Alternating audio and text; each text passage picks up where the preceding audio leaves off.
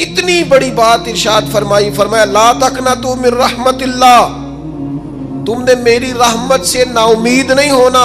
اللہ کی رحمت سے نا مالک کیا ملے گا؟ فرمایا ان اللہ یغفر الذنوب جمیعا، اللہ سارے گناہ معاف فرما دے گا۔ تو جن لوگوں کو اللہ کی رحمت پر نبی کریم علیہ السلام تشریف فرما ہے، امام غزالی نے لکھا ایک بدو آ گیا، دیہاتی سادہ آدمی، سادے بندے بھی سادے ہوتے ہیں، ان کا بھی اپنا طرز زندگی ہوتا ہے۔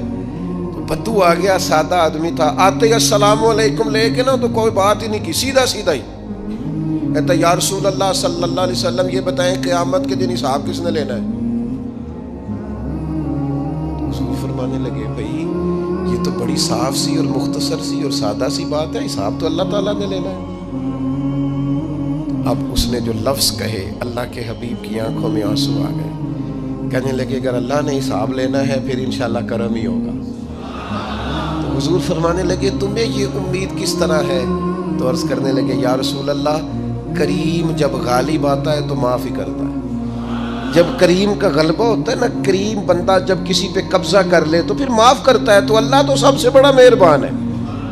وہ بات کی اور اگلا جملہ ہی کوئی نہیں کہا، وہ چلے گئے۔ تو حضور علیہ السلام نے اب اس بات پر رزلٹ دیا، فرمانے لگے کریم محبوب بندہ سادہ تھا، بات بہت بڑی کر گیا ہے، بڑی بات کر گیا، سادہ آدمی۔ میرے عزیز، اللہ کی رحمت پر جن لوگوں کو امید ہو، انہیں موت سے ڈر، اور پھر جن کو محبوب کی ملاقات کا شوق ہو نا،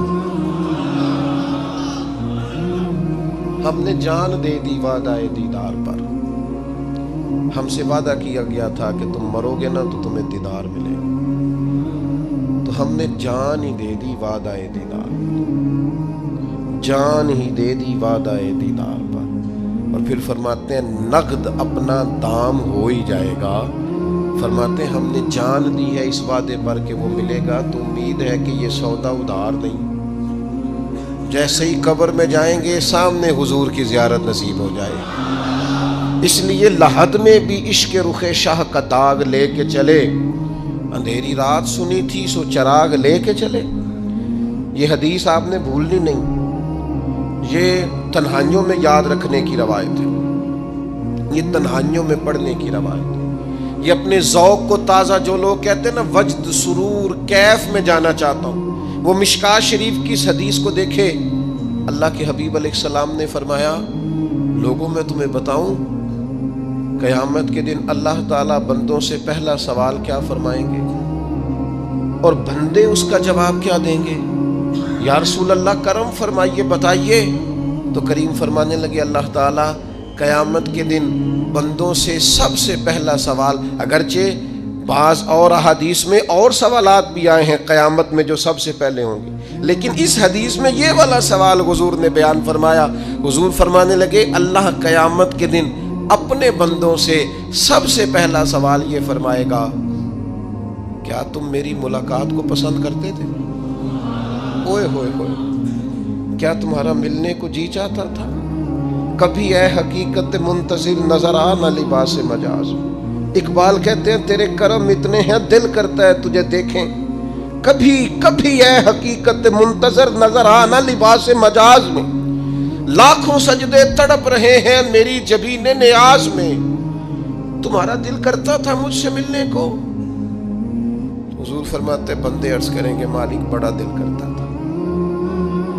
تو پھر اللہ فرمائیں گے یہ گفتگو کی معنویت تو دیکھو یار، اس کا حسن تو دیکھو۔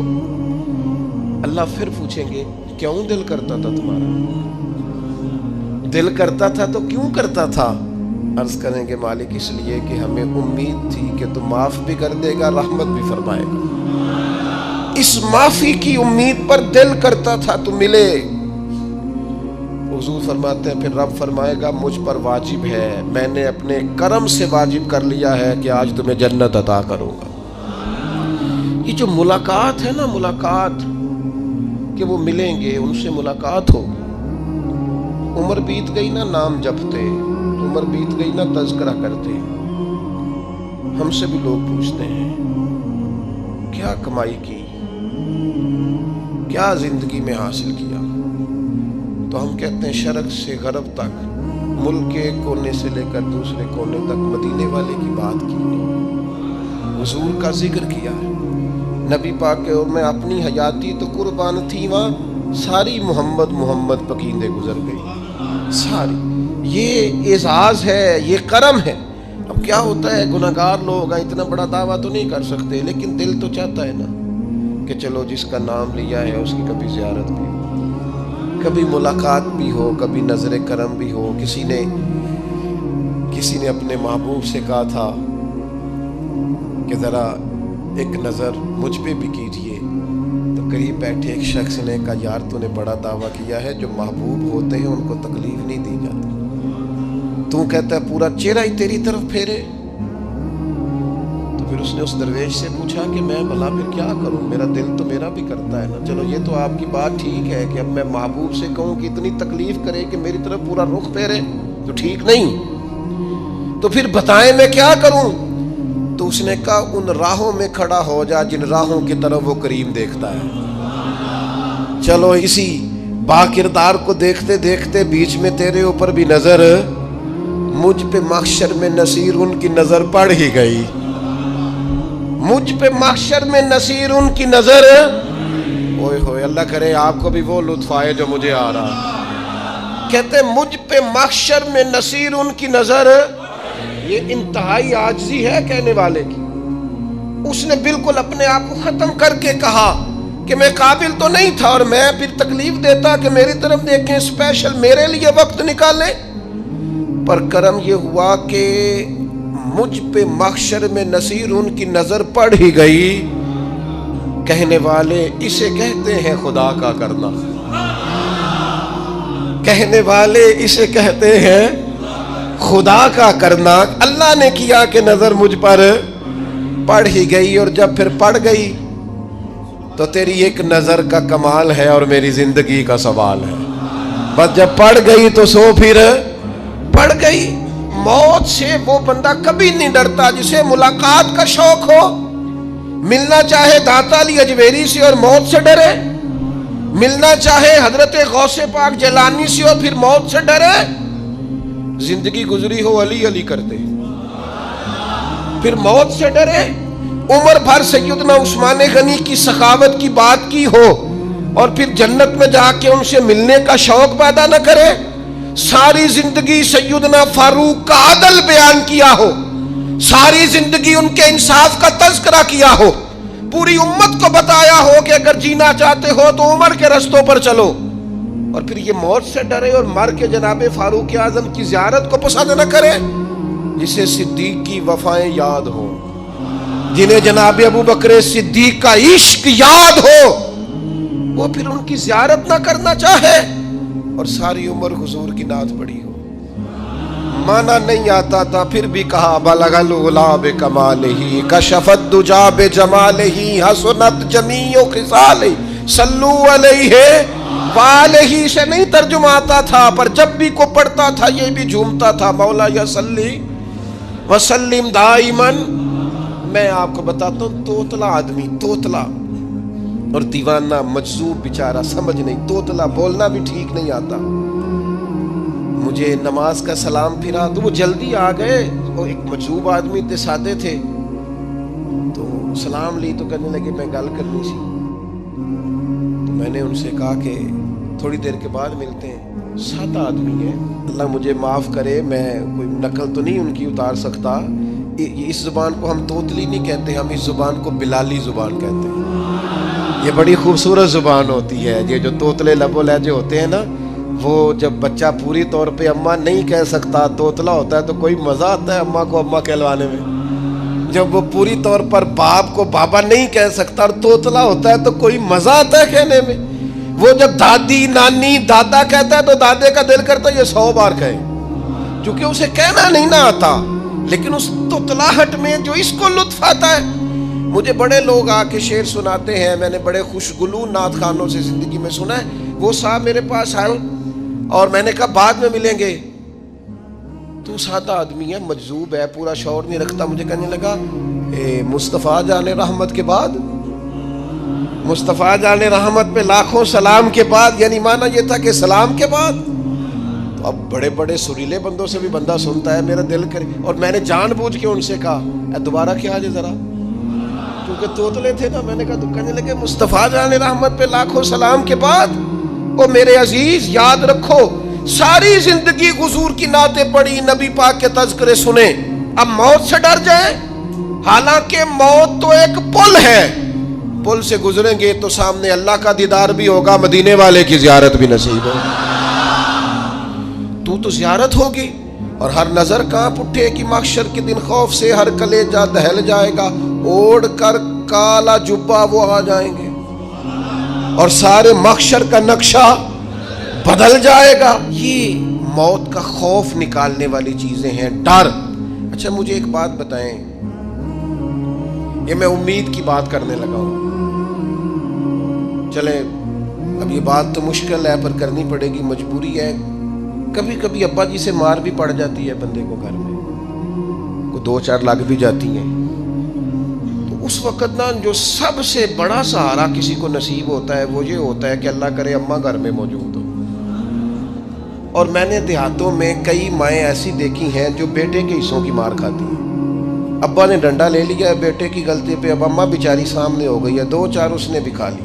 یہ بات آپ سمجھیں، موت کا خوف نکالنے کے مفہوم میں بات عرض کر رہا ہوں. اماں موجود ہونا گھر میں تو ابا سختی بھی کرنے لگے تو کسی وقت احساس ہوتا ہے کہ جناب یہ سختی نہیں ہوگی کیونکہ میری اماں، اور اماں پوری وکیل بن جاتی ہے کہ نہیں تو نہیں پتا وہ ہو گئی غلطی، وہ فلانے دے منڈے نے خراب کیتا ہے، حالانکہ ہو سکتا ہے اس نے اس کو بھی خراب کیا ہو، لیکن وہ اماں وکیل ہے، وہ وکالت کر رہی ہے اور وہ بے لوث کر رہی ہے. ہوتا ہے ایسے، اس بات کو سمجھ لیں اچھے طور پر. موت کا خوف نہیں، ڈر نہیں، اس لیے کہ گھر میں ماں موجود ہو تو باپ کا ڈر نہیں ہوتا. تو قبر حشر میں تو رسول کریم موجود ہے، وہاں تو نبی کریم موجود ہے، وہاں تو اللہ کریم اپنی رحمت فرمائے گا بندوں پر. اس لیے خوف نہیں، پینک نہیں، اپنی غلطیوں کا احساس ضرور کریں، اپنے اعمال پر توجہ ضرور دیں، لیکن موت کے خوف تلے دبتے نہ جائیں. انشاءاللہ صبح قیامت کرم ہوگا. میرے نبی پاک علیہ الصلوۃ والسلام نے تو فرمایا ہے بس ہم نے ایمان کامل لے کے جانا ہے دنیا میں. حضور نے فرمایا ہے جس طرح 14ویں رات کا چاند چمکتا ہے اس طرح میرے غلاموں کے چہرے چمکیں گے قیامت کو. اللہ کے رسول صلی اللہ علیہ وسلم فرماتے ہیں جسم کے جن جن حصوں پر وضو کا پانی لگتا رہا وہ قیامت میں چمکیں گے. دور سے لوگ ان کا نور دیکھیں گے، پتہ چلے گا وہ محمد عربی کے غلام آ رہے ہیں. یہ کرم ہوگا صبح قیامت، یہ عطائیں ہوں گی. اس لیے مومن موت سے ڈرتا. سیدنا بلال حبشی رضی اللہ تعالیٰ عنہ، آخری وقت ہے، نزع کا عالم طاری ہے، اور یہ گفتگو دیکھیں غلاموں کی. آپ کی اہلیہ رو پڑی، کہنے لگی ہائے ہائے افسوس. حضرت بلال فرمانے لگے کیا ہوا؟ کہنے لگی افسوس ہے کہ آپ دنیا سے جا رہے ہیں. تو حضرت بلال نے مضمون ہی بدل دیا، سوچ کا زاویہ ہی بدل دیا. فرمانے لگے یہ افسوس کا مقام نہیں، یہ تو خوشی کا مقام ہے. اس لیے کہ میری آج آنکھیں بند ہوں گی، قبر میں کھلیں گی، مدینے والے محبوب سے بھی ملوں گا، حضور کے غلاموں سے بھی ملوں گا صلی اللہ تعالی علیہ وسلم. تو موت تو مقام مسرت ہے، اور اگر یہ مل جائے زندگی میں. ایک بدو ایمان لے آئے، ابن ماجہ میں موجود ہے. حضرت ابو ہریرہ رضی اللہ تعالیٰ عنہ حدیث کے راوی ہیں، فرماتے ہیں ایک بدو ایمان لائے اور انہوں نے حضور علیہ السلام کے ساتھ ہجرت بھی کی. ابن ماجہ میں موجود ہے. تو نبی پاک علیہ السلام نے نا انہیں ایک صحابی کے ساتھ کر دیا. اب ان کے کام کاج میں مصروف ہو گئے ان کے ساتھ. تو حضور علیہ السلام نے نا ایک جگہ سے مال غنیمت آیا. تو طریقہ مبارکہ یہ تھا کہ مال غنیمت میں سب کو حصہ دیا جاتا تھا. اگرچہ وہ جہاد پہ نہیں گئے لیکن حضور نے انہیں بھی حصہ دیا. تو وہ صحابی تو رو پڑے، عرض کرنے لگے حضور میں اس کے لیے تو ایمان نہیں لایا تھا. حضور نے فرمایا پھر بتائیے، گرچہ حضور جانتے ہیں کس لیے لائے تھے. عرض کی حضور میں تو اس لیے ایمان لایا تھا کہ میں رب کی راہ میں لڑوں گا اور میں اپنی جان پیش کروں گا. میں شہادت کے لیے ایمان لایا تھا، مجھے یہ مال دولت نہیں چاہیے. تھوڑی ہی دیر گزری کہ ایک اور مارکے کا اعلان ہو گیا، جنگ کا اعلان ہو گیا. حضور نے فرمایا چلو. وہ گئے اور چند ہی لمحے گزرے کہ وہ میدان میں اترے اور پھر شہید ہو گئے. صحابہ کرام ان کی مقدس لاش مبارک کو اٹھا کے محبوب کے قدموں میں لائے تو نبی کریم نے کیا خوبصورت بات ارشاد فرمائی. حضور فرمانے لگے دیکھو اس نے اللہ کی تصدیق کی ہے تو رب نے بھی اس کی تصدیق فرما دی. اور پھر یہ دو جملے محبوب کہتے کہتے اٹھے اور پھر حضور نے اپنا جبہ مبارک اتارا اور اتار کے فرمایا اس بندے کو نہ اس جبے میں کفن دے دو, اس میں اسے کفن دو, اس لیے کہ تو شہادت کے لیے ایمان لایا, موت کی آنکھوں میں آنکھیں ڈال کے جیا, اپنی زندگی کمزور نہ گزاری. مسلمانوں پہ کافر کا رعب طاری ہو گیا ہے. ایک تو ہوتا ہے نا کہ کوئی مدد کرنا, کوئی آگے بڑھنا, فلسطین کا نام تک نہیں لے رہے حکمران زبان سے, ذکر تک نہیں کر رہے, چینل ذکر نہیں کر رہے. اتنا رعب, اتنا کفر کا خوف, صرف اس لیے کہ ہمیں موت کا ڈر ہے. مر جائیں گے تو بستر پہ نہیں مریں گے, بیماریوں سے نہیں مر جاتے لوگ. خدا کے بندو اپنی زندگی میں اتنا خوف اگر موت کا پیدا کر لو گے. حضرت سعید ابن جبیر رضی اللہ تعالیٰ عنہ بہت بڑے فقیہ تھے. حجاج بن یوسف نے بلایا اور کہنے لگا میں تمہیں موت دینے لگا ہوں, مار دوں گا تمہیں. بڑا ظالم آدمی تھا, بڑے لوگ اس نے قتل کیے تھے. حضرت سعید رضی اللہ تعالیٰ عنہ مسکرا پڑے اور غصے میں آیا, کہنے لگا کیوں ہنستے ہو؟ فرمانے لگے تو بڑا بیوقوف ہے, تجھے کس نے کہا زندگی اور موت تیرے ہاتھ میں, یہ تو تب آئے گی جب میرا رب چاہے. کہنے لگا لے جاؤ ان کو اور جا کے قتل کر دو. تو وہ جب جلاد لے جا رہے تھے تو آپ اور کھل کے مسکرائے, ہنسے. یہ آپ کی طاقت ہے کہ موت کو دیکھ کے مسکراہٹ ہو, لبوں پہ تبسم رقصہ ہو, مسکرائے. جب آپ مسکرا رہے تھے تو اس کو اور غصہ آیا, واپس بلایا. کہنے لگا مسکراتے کیوں ہو؟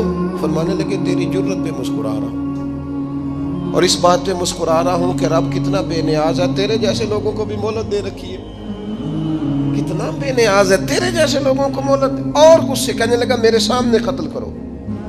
حضرت سعید ابن جبیر رضی اللہ تعالیٰ عنہ نے منہ کعبے کی طرف کر کے پڑھنا شروع کیا, انی وجہت وجہی للذی فطر السماوات والارض حنیفا وما انا من المشرکین. آپ یہ پڑھ رہے تھے تو کہنے لگا اس کا منہ کعبے سے پھیر دو. کعبے سے منہ پھیرا تو آپ فرمانے لگے تو بڑا ہی بیوقوف ہے, میرا رب کو صرف کعبے کی طرف مقید ہے, وَلِلَّهِ الْمَشْرِقُ وَالْمَغْرِبُ فَأَيْنَمَا تُوَلُّوا فَثَمَّ وَجْهُ اللَّهِ. چہرہ پھیر دیا جب اس نے تو آپ فرمانے لگے مشرق بھی اللہ کا, مغرب بھی اللہ کا. اور اللہ فرماتا ہے تم جدھر بھی منہ کرو ادھر ہی اللہ کی رحمت ہے. یہ پڑھا تو اب اس نے لٹایا, اور جب وہ آپ کو قتل کر رہا تھا تو حضرت سعید ابن جبیر کی ایک زوردار آواز گونجی. فرمایا یاد رکھنا مجھے اسی طرح قتل کرنا جس طرح تم خود قیامت میں قتل ہونا پسند کرتے ہو. میرا آخرت پر یقین کامل ہے, محشر میں عدالت لگے گی, میں تمہیں قتل کروں گا میں. حضرت سعید ابن جبیر کی وہ جرت تھی کہ دربار سارا لرز گیا حجاج کا. حضرت سعید ابن جبیر رضی اللہ تعالیٰ عنہ کہنے لگے اللہ اسے میرے بعد کسی پر مسلط نہ کرنا, میرا قتل آخری ہو, میرے بعد نہ ہو. ڈر گئے لوگ, سہم گئے. اور وہ جو جلاد آپ کو قتل کر رہا تھا اس کے بھی ہاتھ کانپ رہے تھے. اتنی جرت, موت کا ایک منٹ کے لیے خوف نہیں. حضرت سعید ابن جبیر رضی اللہ تعالیٰ عنہ شہید ہو گئے تو اتنا خون نکلا, اتنا خون نکلا, اتنا خون نکلا, خون بند ہی نہیں ہو رہا. ایک طبیب بیٹھا تھا, ہانپتے کانپتے ڈرے ہوئے سہمے ہوئے. حجاج کہنے لگا اسے اتنا خون؟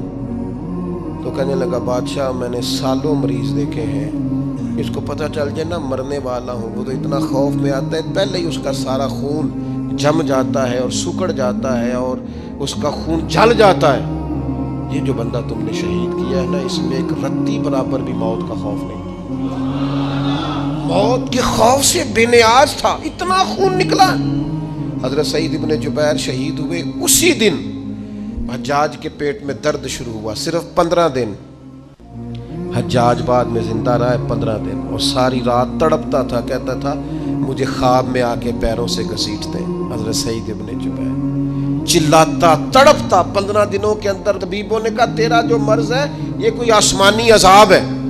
میرے عزیز موت سے ڈرے نہیں بلکہ جو ظالم ہو ان کو ڈرا دیں, یہ مومن کی شان ہے. اپنی زندگی کے اندر سے موت کا خوف نکال دیں، تاکہ زندگی کے جو دن ہیں وہ جیے تو جا سکیں، وہ انسان مضبوطی سے وقت سے گزار سکے۔ حضرت علی شیر خدا رضی اللہ تعالیٰ عنہ نا وہ جیکٹ نہیں پہنتے تھے جنگی، جو کمر پہ پیچھے لوگ پہنتے تھے نا، تلوار کوئی مارے تو زخم نہ ہو۔ تو کسی نے مولا علی شیر خدا رضی اللہ تعالیٰ عنہ سے فرمایا پشت پر آپ وہ جیکٹ نہیں پہنتے لوہے کی؟ آپ فرمانے لگے پشت تو دکھانی نہیں تو کہنے لگے موت سے ڈر نہیں آتا؟ فرمایا بالکل بھی نہیں، اور فرمایا مجھے بالکل ڈر نہیں آتا کہ میں موت پر آ گروں یا موت میرے اوپر جا گرے۔ ہم تو شہادت حضرت خالد بن ولید رضی اللہ تعالیٰ عنہ ایک دن نوجوانوں کو خطاب کرتے کرتے کہنے لگے موت سے کبھی نہ ڈرنا، میں نے ساری زندگی جنگوں میں گزاری ہے، میرے وجود پر ایک ذرہ بھی جسم کا حصہ ایسا نہیں جس پر زخم نہ ہو۔ اور جو کہتے کہتے رو پڑے، فرمانے لگے یہ بات کرتے کرتے رو پڑے، فرمانے لگے دیکھ لو زندگی ساری میدانوں میں گزاری ہے، لیکن شہادت اللہ تعالیٰ نے میرے لیے وہاں نہیں لکھی تھی، یہاں اللہ تعالیٰ نے اپنی رحمت کے لیے موت میرے لیے لکھی تھی۔ تو یہ تو اللہ کا کرم ہے۔ قریب ایک بزرگ صحابی اور بیٹھے تھے، فرمانے لگے آپ کی نیت شہادت کی تھی، انشاءاللہ آپ قیامت میں شہیدوں میں ہی کھڑے کیے جائیں گے۔ تو میرے عزیز خوف نہیں موت کا۔ آخر میں 2-3 گزارشات عرض کرنی ہے۔ ایک تو میری آپ سے گزارش ہے، جنہوں نے ابھی تک قرآن مجید کی تلاوت شروع نہیں کی، وہ ابھی سے آج سے 10 منٹ ٹائم ہو تو مسجد میں بیٹھ کے ایک رکوع پڑھ کے جائیں، قرآن مجید نہیں چھوڑنا۔ رمضان کا تعارف یہ ہے کہ شہر رمضان الذی انزل فیہ القرآن، تو قرآن مجید سے دلچسپی۔ دوسری میری گزارش ہے راشن بانٹنے والوں سے بھی کہ مہربانی کریں لائنوں میں لگانا چھوڑ دیں، اور لینے والوں سے بھی میری عرض ہے کہ اللہ تعالیٰ سارا سال عطا کرتا ہے، 3-4 ہزار کے لیے کیوں اپنے آپ کو آپ تکلیف میں ڈالتے ہیں؟ سارا سال اللہ دیتا ہے۔ اور پھر میری آپ سے یہ بھی اپیل ہوگی کہ طبیعتوں میں حلم پیدا کریں، بردباری پیدا کریں، یہ بڑی ضروری چیز ہے۔ مثبت سوچیں لائیں، روزہ ہماری تربیت کرتا ہے۔ اور پھر آپ سے یہ بھی اپیل کروں گا رمضان شریف کی مقدس گھڑیوں میں صرف اپنے لیے نہیں سوچے، امت کے لیے سوچیں، بالخصوص فلسطین کے مسلمانوں کے لیے کم از کم دعا مومن کا ہتھیار ہے، وہ تو جم کے کریں اللہ کے حضور۔